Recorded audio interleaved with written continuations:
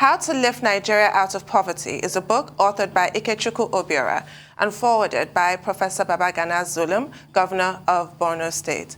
The book, with 327 pages by the former senator who represented Anambra State, portrayed in his book, especially in Chapter 2, that corruption is the single most potent driver of poverty in Nigeria, costing the nation over $600 billion in direct losses and trillions of dollars in indirect losses since Nigeria's independence. According to the author, we must retool and recalibrate the investigative, prosecutorial, and enforcement structures of the anti-corruption agencies of the federal government, including the Department of Public Prosecutions of the Federal Ministry of Justice, in a manner that strengthens their capacity, makes them truly independent, and inspires the confidence of Nigerians and the international community. The compelling force of Obiorah's book is the author's powerful but simple logic that the only way to lift Nigeria out of poverty is by lifting the poor and vulnerable populations out of poverty in a sustainable manner. Joining us now from Abuja is the author of How to Lift Nigeria Out of Poverty, Senator Ikechukwu Obiorah, former senator who represented Anambra South Senatorial District at the National Assembly. Good morning, Senator. Thank you for joining us. Good morning, guys. Good morning, Senator. Well, let's start with Chapter 2 of your book, where you talked about corruption and possible antidotes. Those are your recommendations.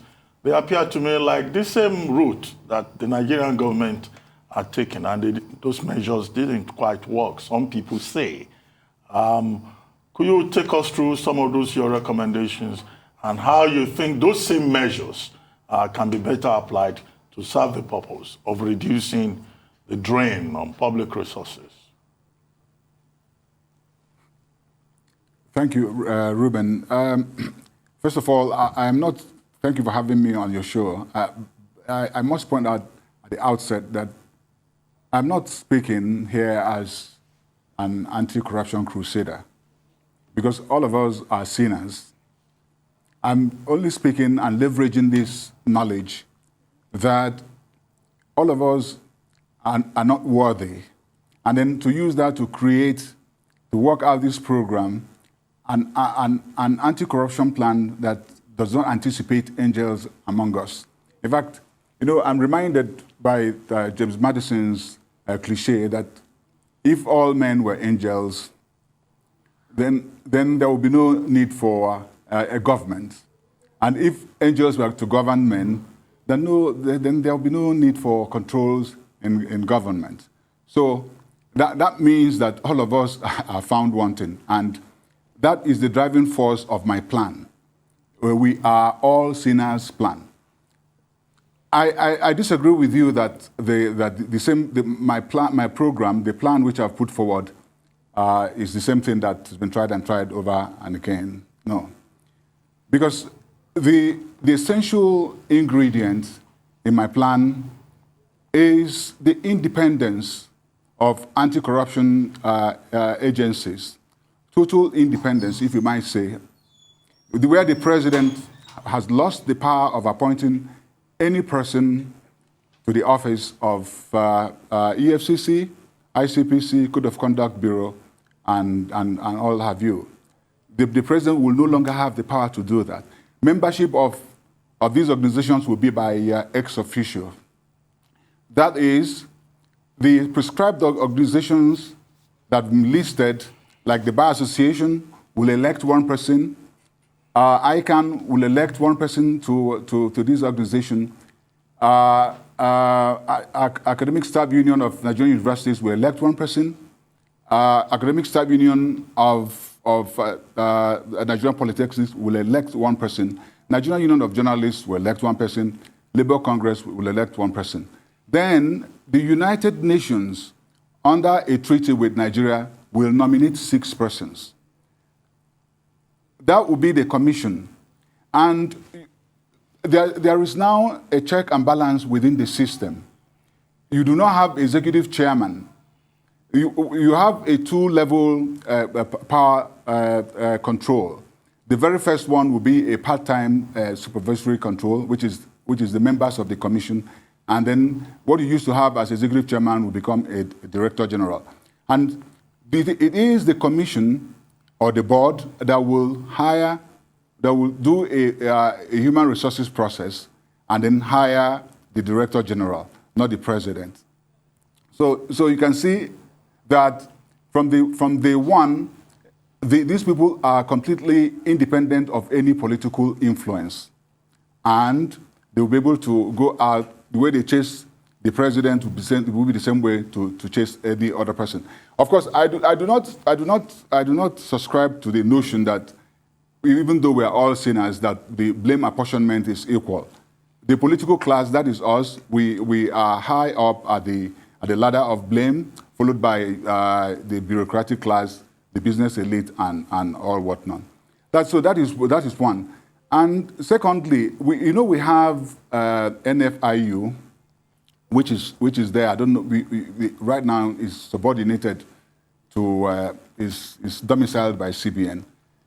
These also have to become independent, and the boards, the commissions of EFCC and ICPC will automatically become that board, while the director is elevated to director general and given statutory powers. Then, going forward, you will notice that we've never demarcated the director of public prosecutions away from the Attorney General's office, and that has tended to create a little bit of snag and lack of confidence. So, under my plan, the director of public prosecution will be created a way, will be transformed into a directorate of public prosecution that will have no control by the Attorney General. And again, the membership of that directorate will be three persons elected by the Bar Association, 3 lawyers elected by the Bar Association, and 3 law professors elected by ASU. And then here again, the United Nations will make its nomination 3. Transparency International will also make a nomination in this board. So what you have is, first of all, for the first time, you're going to have an independent anti-corruption agency that has no control whatsoever from the political forces. And then going forward, the second plank of my plan is this massive information flow. In more liberal and developed democracies, information flow is at the beck and call of the citizens. But in Nigeria and in the developing countries where we need the information flow, we don't have it. People don't know, but particularly because of the high rates of illiteracy. So that you do not expect the Nigerian person who is illiterate to go out there going to apply for freedom of information license in order to get information. Information will now be made available so that every government expenditure whatsoever must be published, and in the minutest form, not by lump sum, so that if our president has breakfast, 2 days after, we should see it on the website of the villa, that this is what the breakfast costs. If the president travels and collects an allowance, a day after is published what allowance is collected. And this is going to go from the presidency to the local government area, all tiers, all arms. So that with the level of information flowing, just the fact that you know that whatever you do, you're going to publish, will cut the incidence of corruption by at least 30%. Right. Senator, if I could come I do not think that Yes, please. I beg your pardon. I just want to say that we do have a Freedom of Information Act, which some might claim is barely worth the paper it's printed on because of the lack of political will to enforce these measures. Everything you have described now would require a huge paradigm shift. We all know that accusations of partisanship and, bias have dogged some organization like AFCC, for example, just one example, since the inception of the Nuhu Ribadu days, when he was basically accused of being an attack dog. Recently, an attack dog on behalf of the then President Olusegun Obasanjo. And recently, President Muhammadu Buhari made a really seemingly innocuous statement about how the AFCC should just do their work without partisanship and, without getting involved in personal disputes, which seems like perfectly good advice, but it was perceived in some quarters as an attempt by the president to muzzle the EFCC, if we're still, going with the dog analogy. What really needs to change here? You mentioned the NFIU, the Nigerian Financial Intelligence Unit. There was a report from an international organization, which they have actually rejected, I must state. But that report said that 18 billion naira has been laundered through our financial system in Nigeria by ISWAP. NFIU has actually claimed themselves to have identified 96 sponsors of terror in this country and hundreds of their associates. They've identified them but have not unmasked them. So there really is a lack of political will here. What do you think needs to change fundamentally before we get the results that we're looking for, before the measures that you're suggesting can even be implemented? Yeah, so you see, your premise presupposes an appeal to the basic patriotism and morality of the Nigerian ruling class. This is what I'm taking off the table. We are going out with the notion that we are not patriotic. And this is not President this or President that. I'm talking about the nation, and it has been like that for a long time. So the law we have now will not be dependent on the whim and caprice of who is in power. As soon as that report comes out, it must be published by law. So by my plan, we're giving teeth, statutory teeth to this mandate to publish information. So under the freedom of information, you have to go through some processes in order to get the information. Under my plan, that is no longer there. The only thing, except where it concerns national security, if it's just the usual bread and butter issues of this is how much you spent, or that, everything must be published. It must be published. We are not appealing to any person's patriotism, not mine, and not yours. And then going on with the information flow. When we create the era, when you create this era of massive information flow, the next thing will be to aid the whistleblowers. Our whistleblower program is totally in its infancy. It's not been developed up to 2%. But if you realize, we already recovered about $140 million using that process. So imagine where we have a proper legal framework that gives vent and then gives the structures, lays down the foundation upon which we can thread. And this is what is going to happen. The National Assembly right now has a bill which they are considering. I don't think that bill has gone far enough because it does not anticipate this era of massive information flow. In the era of massive information flow, you're going to be dealing with more of unidentified, anonymous whistleblowers. That is in a situation where a person just goes out there, announces or reports without any fear of retaliation. And to make this work, under my plan, I've worked it out that the National Communication Commission will design and produce and mass produce SIM cards that will be untraceable and that will be labeled EFCC and ICPC, that will be widely circulated and distributed. And the calls from those SIM cards will go automatically to the phone banks of ICPC or EFCC, as the case may be. All you need to do is just take out your phone, remove this untraceable SIM, take out the untraceable SIM card, remove your own and put it in, and you make that call, and it goes there, and you report whatever you report. Nobody knows what you have reported because this person has information. The New York, the Washington Post had this cliche that democracy dies in darkness. What we want to do is to engage, to have plural engagement of the people participating in the corruption fight. It's no longer yours, it's no longer mine. And I can assure you that if you had a situation where the EFCC Commission, the ICPC Commission, the Code of Conduct Bureau, where you have this mix of personnel, those elected by ex officio and those nominated by United Nations, I can tell you that independence will be assured. going forward from the massive information flow and aiding the whistleblowers, we have to do something to accelerate corruption matters. You know, under the Administration of Criminal Justice Act, the criminal matters will now have to proceed on day-to-day basis. That has not happened because of some challenges. First of all, you don't have enough judges. Secondly, you have the prosecutors working who have no independence, working most times with accused persons to frustrate the trials.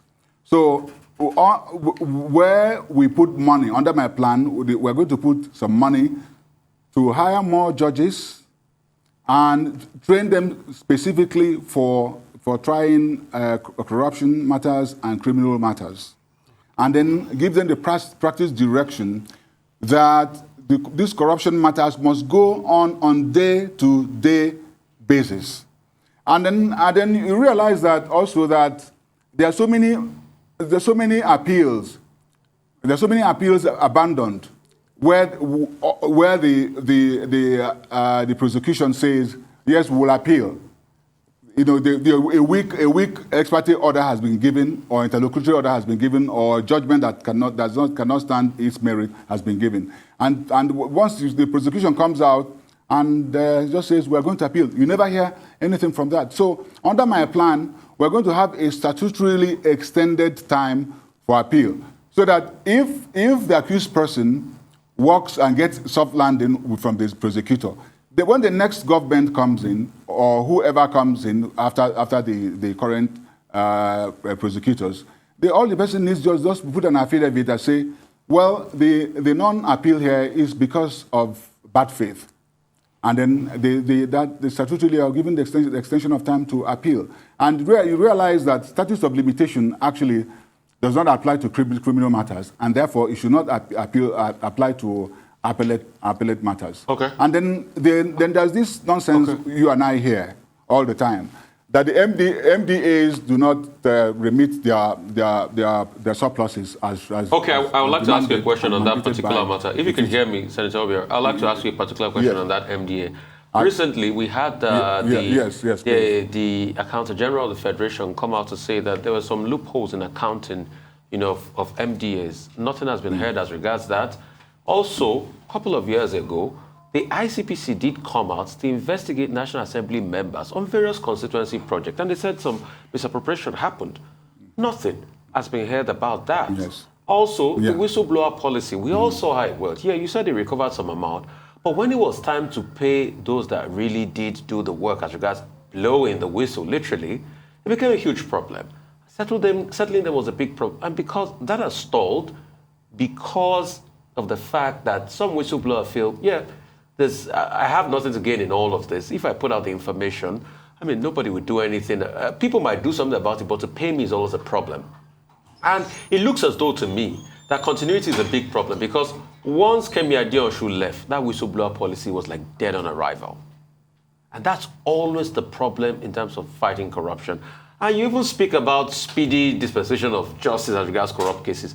Till today, you and I don't know what happened to the Magu case. The former EFCC chairman that was said, I said, okay, there were corruption charges against him. There was a justice, there was a salami panel set up against him. We heard nothing about it. All EFCC chiefs in this country are removed in a, what's the word now? Kamikaze style. And they all say they are corrupt. But we don't hear the end of those cases. So what are we dealing with here? Okay, so we come back to the fundamental issue, which is independence. The reason why all these have happened, you've heard nothing about Magu, or you don't know where these matters start or where they end, or even the whistleblowers program are not being properly pursued, is because of the fact that under the current regime we have, the EFCC anti-corruption regime we have, there is no independence. And even if there were independence, you will not think there was independence because of certain partisan considerations. Now, I'm not talking about you, Rufai, I'm talking about generally. So why do we need to check and fight over the veracity or otherwise as to whether they are independent or not? We just go out and create an independent one, and this is the plan I have. That plan is, if you're going on to the commission of EFCC or ICPC or Code of Conduct Bureau or the Directorate of Public Prosecution, you are going in as an ex officio. And then you have United Nations backing you up with their own people. Let me tell you, we as a country right now are facing very, very deep fiscal challenges. And we need a lot of money. We need a lot of money. And we're not going to get help from the international community until they see that if they give us any help, that we're not going to steal it. And the only way to assure them is to make them part of the system. And that is why the United Nations will nominate exactly equal number of the Nigerian contingent. And those nominated by the United Nations will not be appearing in the Senate because they're not Nigerians. The Nigerians will go to the Senate for confirmation, but the United Nations the nominees are not going for Senate confirmation. So once we achieve this independence, every other thing will move on an even keel. And let me tell you, the plan I have. The plan I have will be starting from 2023 because, you know, the current administration now is winding up. But I believe that from 2023, when we put in place this plan I have to create independent structures that are reinvigorated with external participation, with our multilateral partners participating in nominating, we are going to have a process, an anti-corruption process that will be afraid. We should no longer be appealing to our patriotism or to our morality. We should be appealing to our fear of the fangs of anti-corruption fight. That's when you know that when they catch you, or that they're going to catch you, or that they're going to look in, or that information is going to come out, you're going to stop. I believe that if we faithfully implement this program, I'm not talking about if we like to do that or to do it well. I'm just saying, let us just put the independence in place. If we did that, then we are going to be saving the nation at least 6.5 trillion naira every year. And then we're going to get a lot of assist from our international development partners because they know that we're now serious. Well, we would like to thank you very much, Senator Obiorah. But if you have a copy of the book there, can you just raise it so that we can see you holding the book?